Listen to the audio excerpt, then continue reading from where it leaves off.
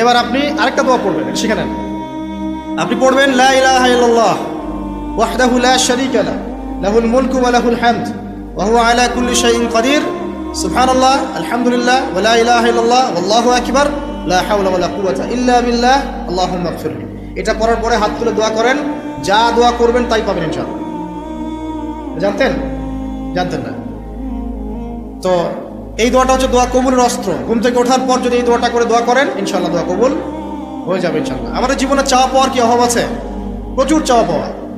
বৈধ চাওয়া পাওয়াগুলোকে পাওয়ার জন্য আল্লাহর সাথে সম্পর্ক করতে হয়, আর আল্লাহ পাকের সাথে সম্পর্কে কিছু ওসিলা মাধ্যম লাগে। এই দোয়াগুলো হলো মাধ্যম, আমলগুলো হচ্ছে মাধ্যম।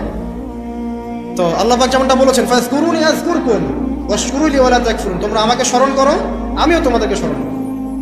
আল্লাহ পাক তো এভাবে বলেছেন, যখন একজন মানুষ মনে মনে আমাকে ডাকে আমিও মনে মনে ওকে স্মরণ করি।